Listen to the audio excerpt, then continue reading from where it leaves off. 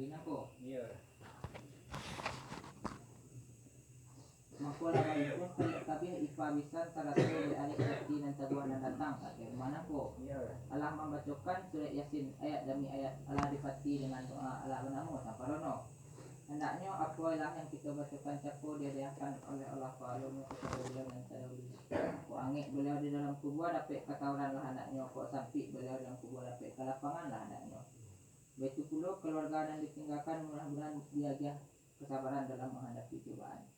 Pun batu hanya lai dek digarak menunggu ketika dek sembahyang menunggu waktu dek waktu isa dalam pia masuk nak morak selo nampak dek nak main langkah nak bentai nak menuju ke tempat macam-macam supaya nak dilapih jumlah nak menuju ke suci. Bagi kami tentu di perundangan tinggal lama mak di muka sekian perundangan buantan sampai kau kemak. Silalah mak. Baik mak.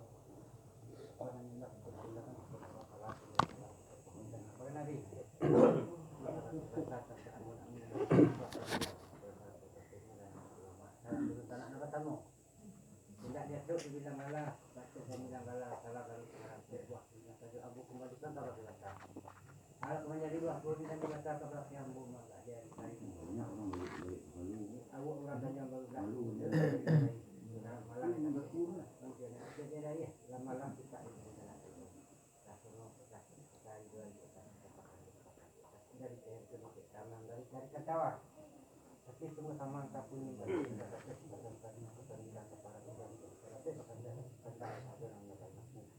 sampai ada lagi dari saya kini. Waktunya lagi sono di tidak lagi terkembang dapat sifat agak dari sini lah. Jadi kat rumah nangko.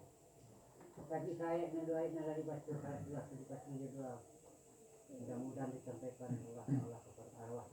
Bapak atau mama jangan telah dahulu sampai beliau dapat kelapang kok aneh dapat ketawaran di lapang Allah Ta'ala dia dalam kubur ya batu nilai rasa nanti dia tetap pun baik antara dia dulu baru bang kita pakai kopi bayang baru bang sana lah baik cara kalau juara baru ni besar Sawananya mak. gimana sah Baik mak. dan gambar macam-macam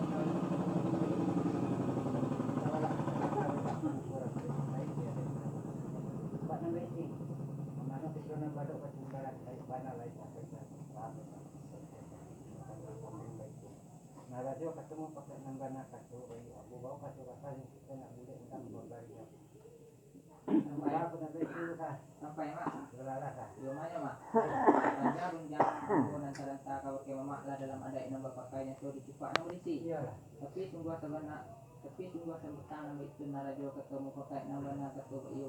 Wirenjang ketua ambunan datang menjaku yang mamak kabu abarinya nanti ambo sekutiku. Bola ketua yang pakai ambo pakai supaya nanti mak. ambo kamu kata yang pakai pasal lah Kira-kira mak.